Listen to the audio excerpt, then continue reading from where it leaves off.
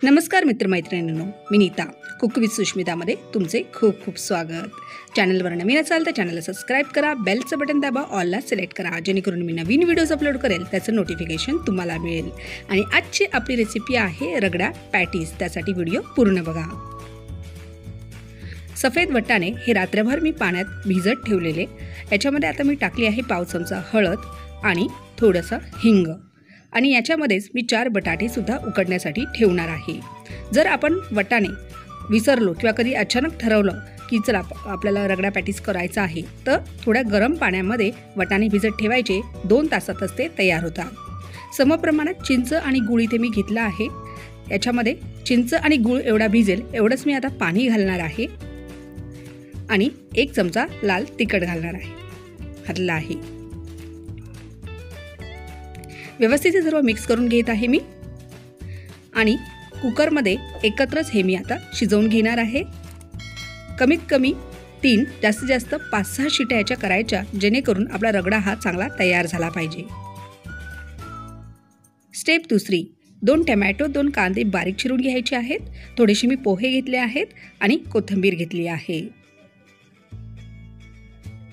Step तिसरी, आता बटाटे आहेत मी सोलून घेतलेले आहेत, म्हणजे वरची साल काढून घेतलेली आहे, स्मॅश केलेले आहे. पाव चमचा मी टाकला आहे आलं लसूण पेस्ट. हे आहे पाव चमचा आमचूर पावडर.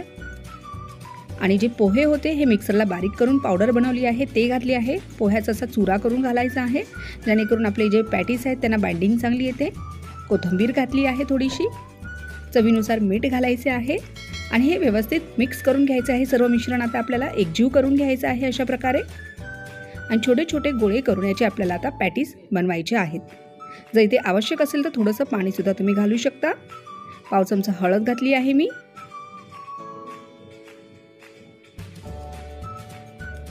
छोटे मोठे हवे तसे आपण इथे पॅटीस बनवू शकतो. तर इथे मी मध्यम आकाराचे हे पॅटीस बनवले आहेत. तर आपण असे सर्व पॅटीस बनवून घेऊया. गॅसवर मी तोपर्यंत तवा गरम करत ठेवला आहे. आणि आता आपल्याला हे पॅटीस थोड्याशा तेलावरती शॅलो फ्राय करून घ्यायचे आहेत. एक आपण पॅटीस ठेवून घेऊया आणि सर्व पॅटीस हे दोन्ही बाजूने शॅलो फ्राय करूया. थोडंसं तेल घालत आहे आता मी बाजूने. गॅस ठेवायचा आहे मीडियम. आणि असा ब्राऊन रंग येईपर्यंत दोन्ही बाजूने शॅलो फ्रायला करून घ्यायचे आहे. स्टेप चौथी, आता पातेल्यामध्ये 2 टेबलस्पून मी तेल घेतलं आहे. कांदा घातलेला आहे बारीक चिरून. कांदा हा पूर्ण चॉकलेटी रंग होईपर्यंत आपल्याला परतायचा नाही, त्याचा कच्चेपणा जाईपर्यंत आपल्याला चांगला परतून घ्यायचा आहे. कांदा हा 1 ते 2 मिनिटात चांगला परतला की घालायची आहे टमॅटो. टमॅटोसुद्धा चांगली नरम होईपर्यंत आपल्याला परतून घ्यायची आहे. 1 ते 2 मिनिटापर्यंत कांदा टमॅटो चांगलं परतलं की ह्याच्यामध्ये आपल्याला घालायची आता 1 चमचा आलं लसूण पेस्ट. इथे मी आलं आणि लसूण खलबत्त्यामध्ये ठेचून घेतली आहे. तुम्ही पेस्ट घातली तरी चालेल. हळद घातली आहे पाव चमचा. गरम मसाला 1 टेबलस्पून, 1 टेबलस्पून लाल तिखट घातला आहे. आणि हा 1 टेबलस्पून आमचूर पावडर घातली आहे. व्यवस्थित हे सर्व मसाले मिक्स करून घ्यायचे आहेत. आता याच्यावरती झाकण लावून हे सर्व मिश्रण 5 मिनिटांसाठी आपण शिजू देणार आहोत. त्याच्यावर मी आता ठेवत आहे झाकण. गॅस ठेवायचा आहे मंद. 5 मिनिटांनंतर आता आपण चेक करायचं आहे. आपली टमॅटो, आपली जी ही फोडणी आहे ती व्यवस्थित चांगली तयार झालेली आहे. तर आता आपला जो रगडा आहे सफेद वटाण्याचा तो याच्यामध्ये आपल्याला घालायचा आहे. आणि स्मॅशरने स्मॅश करायचा आहे. जर आपले वटाणे चांगले शिजले असतील तर इथे स्मॅश लगेचच होतील. चवीनुसार घालायचं आहे मीठ. थोडंसं पाणी पाहिजे तर तुम्ही ह्या स्टेपला इथे थोडंसं पाणी घालून रगडा सैलसरसुद्धा करू शकता. आता आपल्या रगड्याला एक चांगली उकळी काढून घेऊया. त्यासाठी याला 5 मिनिटं झाकून ठेवूया.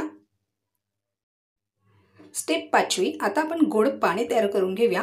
गूळ आणि चिंच जे कुकरमध्ये शिजवून घेतलेलं त्याच्या जाळीमध्ये स्मॅश करून घ्यायचं आहे. चिंचेचं पाणी इथे आपल्याला गोड असं तयार करून घ्यायचं आहे. इथे मी फक्त हे गोडच पाणी बनवत आहे. तुम्हाला हवं असेल तुम्ही तिखटसुद्धा हिरवी मिरची, कढीपत्ता, कोथिंबीर, पुदिना घालून सुद्धा चटणी बनवून रगड्यामध्ये वापरू शकता. माझ्या घरी लहान मुलं खात असल्यामुळे मी तिखट चटणी बनवणार नाही आहे. इथे आपला रगडा सुद्धा तयार झालेला आहे. तर आता करूया सर्व. प्लेटमध्ये घेतले आहेत मी 2 पॅटीज। सर्वात प्रथम घालायचा आहे रगडा, गोड पाणी, त्याच्यानंतर तिखट पाणी, तुम्हाला हवे असल्यास दही घालायचं आहे, कांदा टोमॅटोने गार्निश करायचं आहे थोडंसं, वरून शिवरायची आहे बारीक शेव आणि कोथिंबीरने करायचं आहे ह्याला अजून डेकोरेशन। तर आपला रगडा पॅटीस तयार आहे। तर आजची रेसिपी कशी वाटली कमेंटमध्ये नक्की कळवा। माझ्या कोणत्याही रेसिपी फॉलो कराल तर इंस्टाग्रामला तुम्ही मला फॉलो करून फोटो पाठवा, त्याचाही आपण एक व्हिडिओ बनवा। चॅनलवर नवीन असाल तर सबस्क्राईब करा। भेटूया पुढच्या व्हिडिओमध्ये, तोपर्यंत बाय बाय।